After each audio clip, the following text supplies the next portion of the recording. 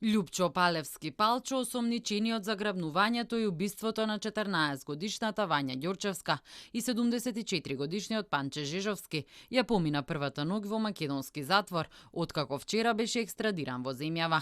По околу 5 месеци од неговото апсење во турскиот град Баликесир, тој вчера беше спроведен со редовен лет на Turkish Airlines на скопскиот аеродром. 50 минути беа потребни за тој да биде подготвен за транспорт во затворот во Шутка. Со 4 цивилни автомобили на единицата за соработка со Интерпол, тој беше транспортиран од ВИП излезот на аеродромот во близина на карго просторот. Оттаму преку патарината Петровец заврши за дрешетки во Шутка.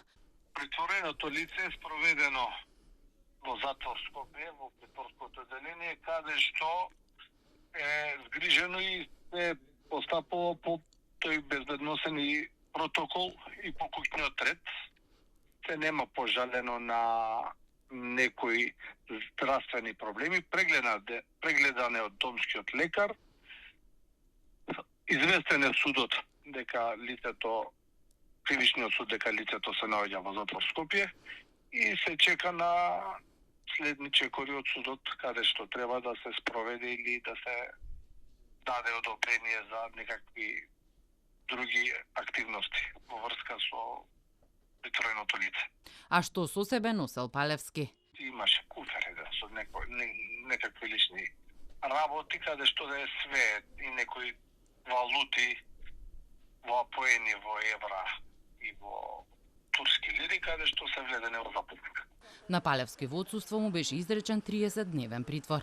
По екстрадицијата на првиот осомничен од Република Турција, јавниот обвинител од Основното јавно обвинителство Скопје продолжува да презема истражни действија во предметот за грабнувањето и убиството на Вања Ѓорчевска и Панче Жежовски.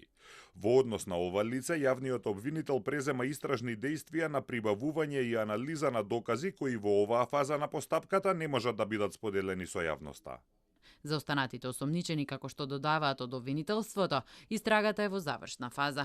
Екстрадицијата на Палевски најпрвим беше одобрена од турскиот суд, а потоа се чекаше подпис да стават и министрите за правда и надворешни работи. Откако екстрадицијата беше целосно одобрена, македонската полиција во координација со нивните турски колеги го организираа спроведувањето на Палевски во земјата. Од Министерството за правда изразија благодарност до турските власти. Министерството за правда и министерот Кренар Лога изразуваат голема благодарност до турските власти, особено до министерот за правда на Република Турција Јилмаз Тунч за нивната брза реакција и преземањето на сите мерки за екстрадиција на Љупчо Палевски. Целата постапка се спроведе во релативно краток период, за неполни 5 месеци. Ова е добар знак за општеството и порака дека правдата ќе ве стигне, каде и да сте. Покрај Палевски за случајот осомничени се уште 4 лица: Велибор Маневски, Владко Кешишов и Боре Видевски, како и таткото на Вања Александар Ѓорчевски. Тој се гони за помагање во грабнувањето на неговата ќерка. Стефан Димковски, кој го возеше Палевски до Турција, е осомничен за помагање по извршено кривично дело. Палевски беше уапсен на 5 декември во Баликесир, откако беше распишана меѓународна потерница.